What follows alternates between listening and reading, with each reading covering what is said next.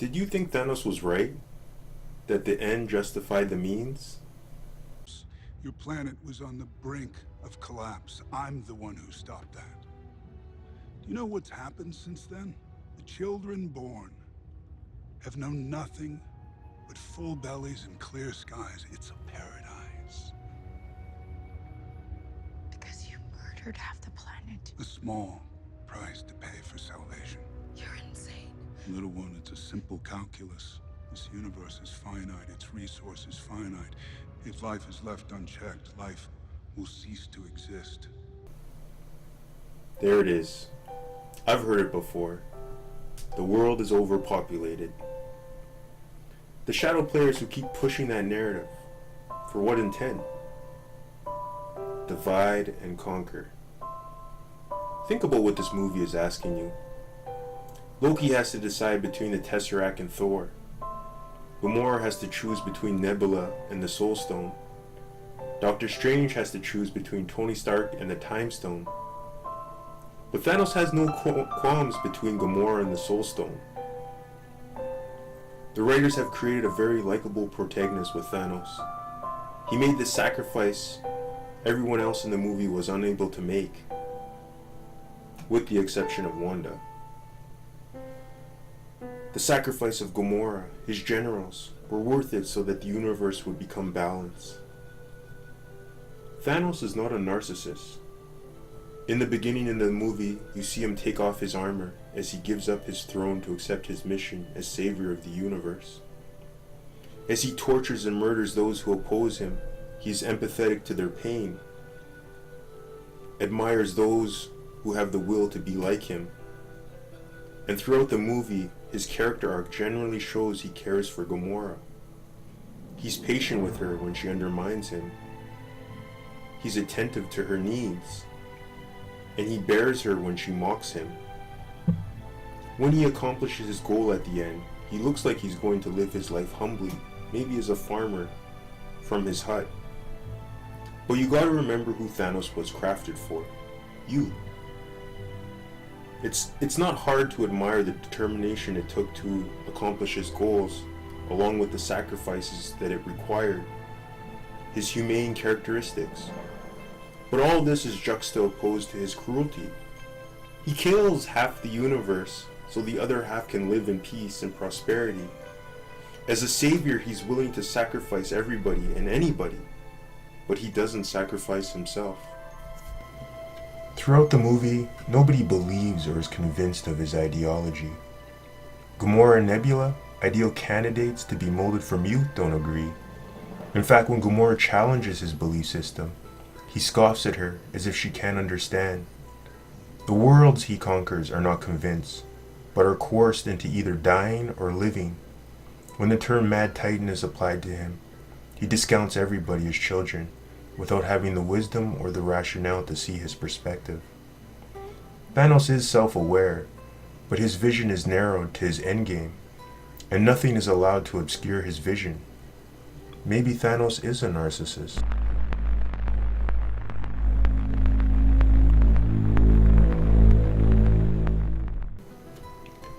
It's a psychological disorder in which you focus or over-focus on your own needs while ignoring, diminishing, or marginalizing the needs of others. I am a narcissist. I call myself a narcissist based on the psychological spectrum from the healthy narcissist to narcissistic personality disorder. The revelation came to me one day where my inner self exposed this flawed character trait. In the true sense of the word, I'm not one. But I do exist on the unhealthy narcissistic side, and it's my intention with this case study to better understand myself with the character traits that do apply. You know, a lot of people were offended. Are you surprised? Do you understand why people are offended by it? Frankly, I'm the most offended by my hair in that video. If I would have known it would go viral. Babe, God. you're here. This is your shot. Yeah. So, did you expect to offend people? Are you surprised that people offend? 100%, 100%. That video was made to offend people, just the way I do with all the other videos. It's just satire. I'm just being silly. I'm just having a bit of fun. And that's what we did. And that topic was actually voted in by fans, some of them who are fat. They're like, you can't make fun of some people and not make fun of me. No, but you take it on yourself first, and then maybe you can do a joke. The joke Maybe you can is roll. empathize. Yeah, I but you didn't do that, totally- and then you sort of hide behind this. Well, it's not healthy. That's bull, and you know it. The You whole don't thing care was a about their joke. health. Come on. The whole thing was a joke. It really was. I do care about people's health, but the whole thing was a joke. And I make fun of myself all the time. Like, I know that I look like side chick Barbie. I realize this. And I make jokes about it all the time. So I think that we should all gotta make jokes Let about me ask everybody. you.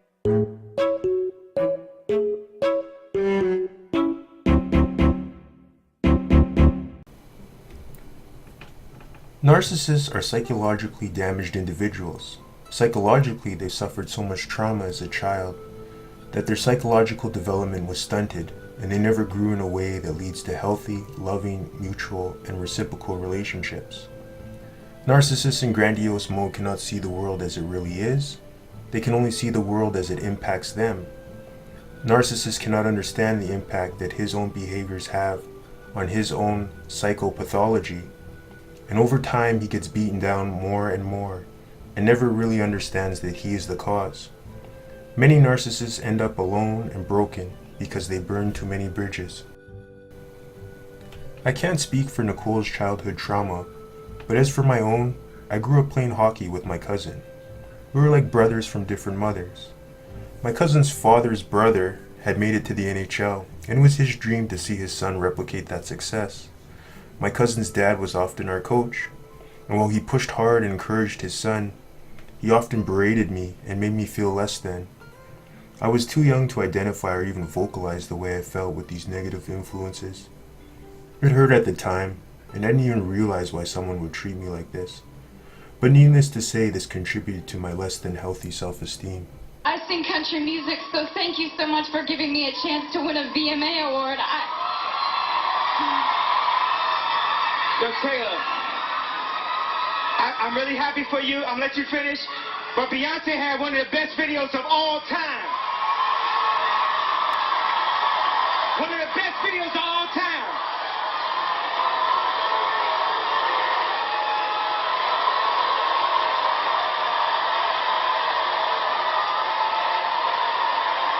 Was it that you had been drinking? Is that why you think I mean, there's probably lots of reasons, but do you think you just decided, I'm just going to get up and say something right now? And I feel like in some ways like I'm a soldier of culture, and I realize that no one wants that to be my job, and I'll never go on stage again. I'll never sit in an award show again, but will I feel convicted about things that really meant stuff to culture that constantly get denied for years and years and years and years? I'm sorry. I will. I cannot lie about it in order to sell records.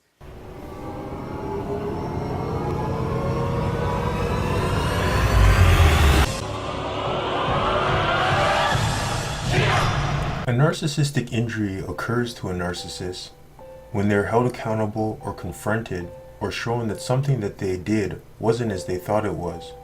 It hurt someone else or was incorrect or wrong. The narcissist actually carries a great deal of shame. At the core of a narcissistic personality is a shame-based person, a person with a horrible self-esteem. To understand the narcissistic injury is to understand the trauma that the narcissist endured as a child.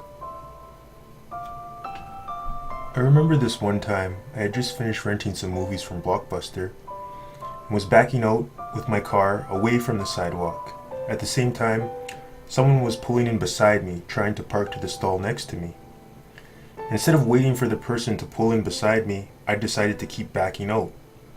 I caught a glimpse of the girl's facial expression as I looked out my window, and it was an expression of, "What the hell?" I honestly couldn't conceive why she would have that expression. From my perspective, we both got what we wanted. Without an accident, no harm, no foul.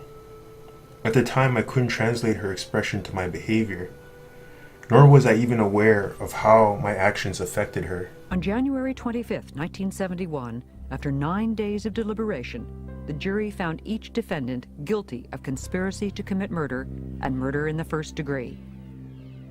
In a separate trial, Tex Watson was also found guilty and sentenced to death.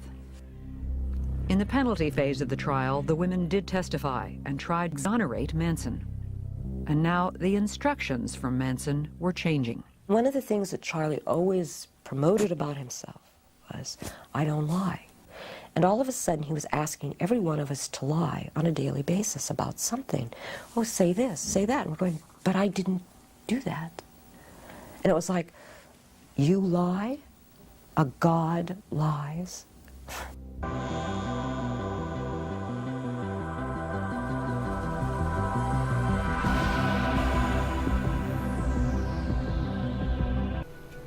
When a narcissist judges someone, what they're really doing is they're projecting.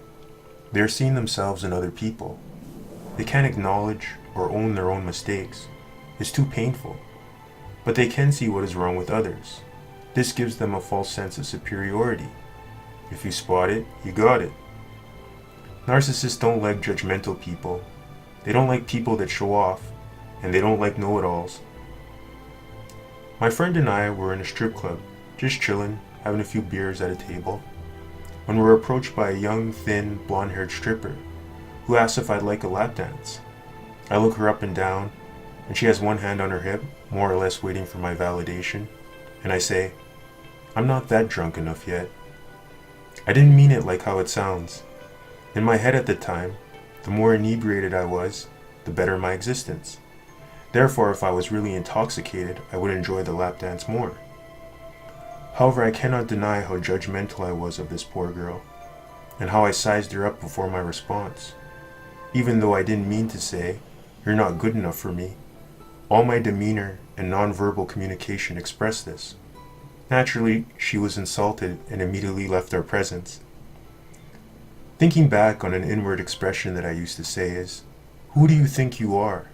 Pointing my finger at someone else, essentially saying, you're not better than me. But the original saying of, who do you think you are, is never applied introspectively at self. Out of the 6 children she had with Alois, only 2, Adolf and his sister Paula, survived childhood. And when Hitler's brother Edmund died in 1900 from the measles, Hitler's outlook changed. He became a more solemn and detached young man. And then 2 years later, when his father also died suddenly, Hitler's performance at school and his general outlook deteriorated markedly.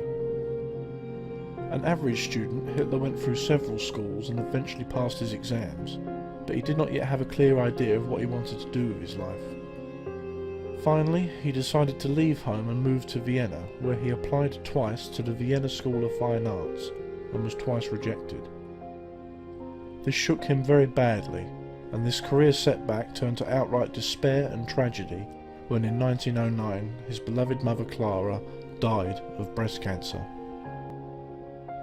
Racked by self-doubt, grief and depression, he became a dropout. He had no family to fall back on, no money, no career. He became a tramp, living on a pittance, selling paintings and doing labouring work in Vienna. In his downtime he attended the opera, often going to Wagner performances, which became a valuable source of escapism and later a source of inspiration for him. Then came the event that would both change Hitler's life and the fate of the entire Western world. After moving to Munich, using the last of his inherited money from his father, the First World War erupted. Even though Austrian, Hitler was allowed in error to enlist in the German army.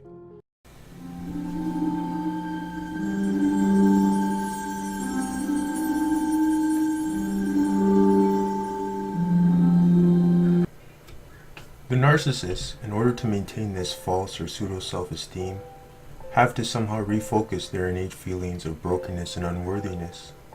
The narcissist behavior is really an overcompensation of how badly they feel, but they can't acknowledge. At every opportunity, the narcissist wants to show the world how good they are and why they deserve special recognition. Really, the inverse is true. They feel much less worthy of others, and they feel more shameful about it, but they can't acknowledge it because it's too painful. I was expecting a package in the mail, and with the tracking number, I was able to know the exact time of delivery. So I went to the post office and asked the lady behind the counter about my package. At this time in the morning, my package wasn't yet discovered by them, nor was a pickup card placed in my mailbox as of yet. I was so intent on picking up my package that at the time nothing else really mattered. After I realized that the lady couldn't find my package, I automatically assumed she was incompetent. I became very condescending in my interactions with her. I even berated her with something to the effect of, "I'm not a postal worker. How hard could it be?" I noticed on this woman's face that my behavior is causing some discomfort. However, at this current moment, I have no empathy, but all my actions are directed to getting my package. At this point, most of my communication is nonverbal. I throw up my hands and storm out of the post office saying I'll be back. A few weeks later, that lady I had berated had obviously told a coworker about the incident. The coworker was fishing with small talk about the weather, and I exposed myself with my grandiosity response about myself. It was then that I realized of how I was perceived by others for my behavior. I really wish I could have said something to the effect of, "I'm aware of the problem and I'm working on it," but I hadn't thought of it at the moment. I did not apologize for my behavior, but in every encounter after the incident, I was more courteous in my interactions with the lady that I was unpleasant with.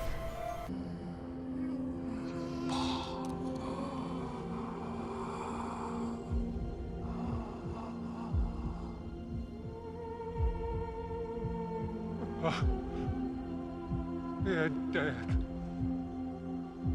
Good.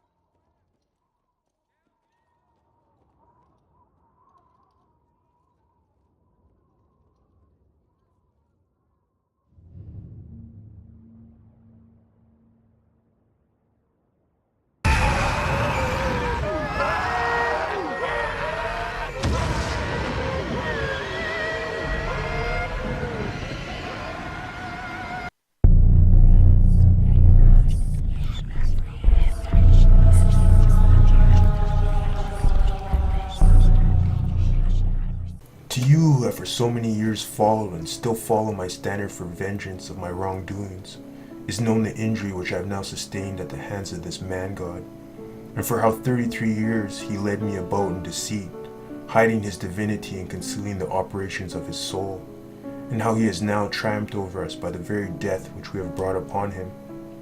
Before he assumed flesh, I hated him and refused to acknowledge him as being more worthy than I, to be adored by the rest of creation.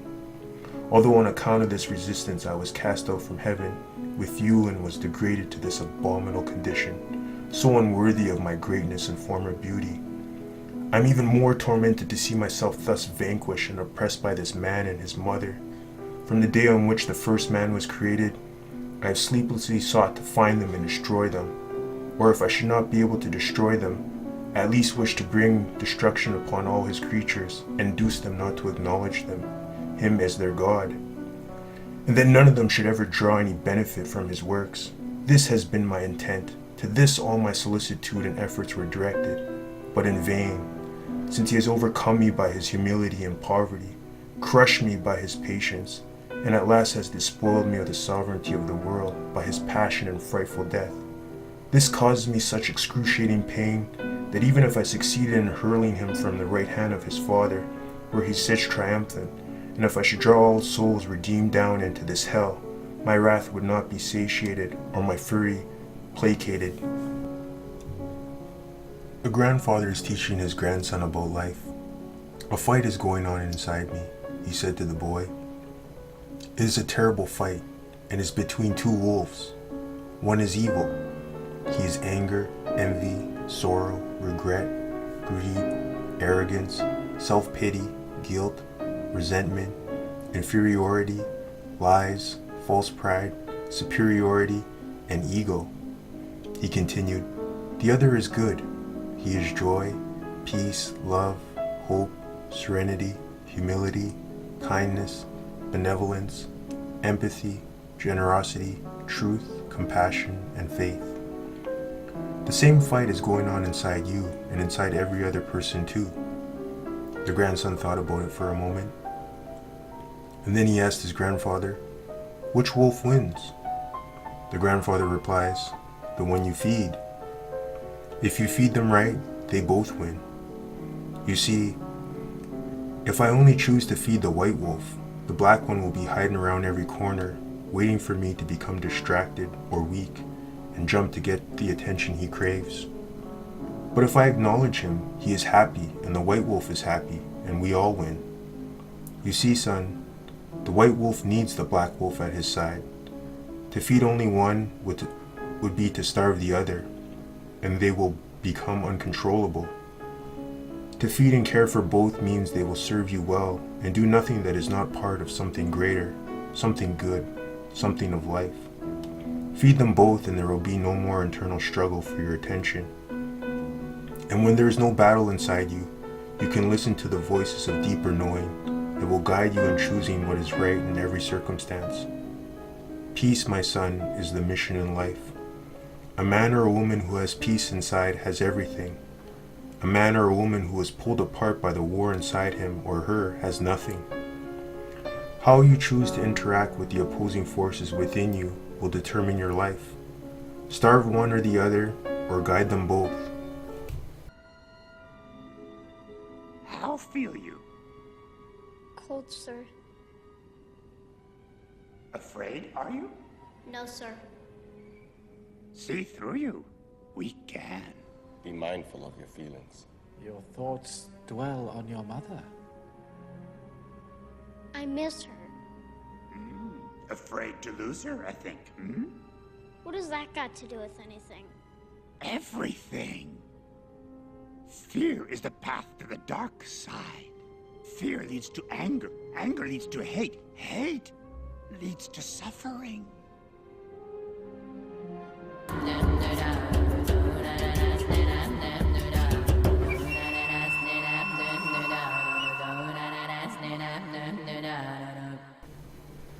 So here is my narcissist story. I'm caused trauma as a child that disrupts healthy psychological growth.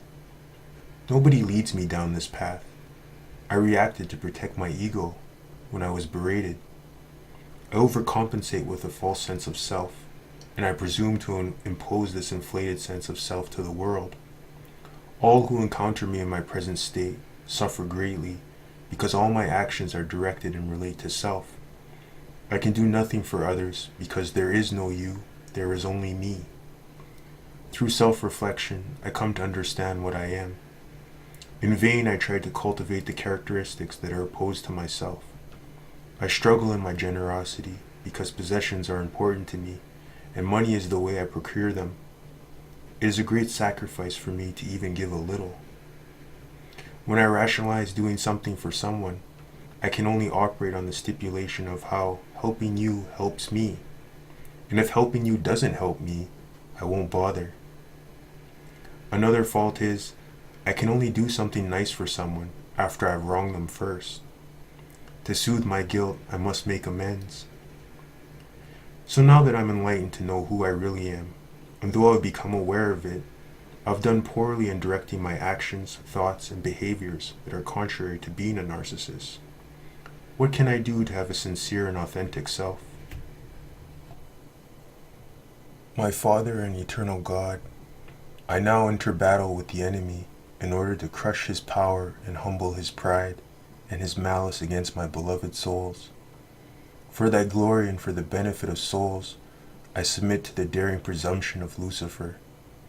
I wish thereby to crush his head in order that when mortals are attacked by his temptations, without their fault, they may find his arrogance already broken. I beseech thee, my Father, to remember my battle and victory in favor of mortals, assailed by the common enemy.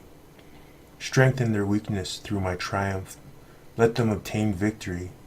Let them be encouraged by my example, and let them learn from me how to resist and overcome their enemies. Lucifer assumed the shape of a man, and presented himself before the Lord as a stranger, who had never seen or known him before. He conjectured that the Lord, after his long fast, must be suffering great hunger. He said to him, "If thou be the Son of God, command that these stones be made bread."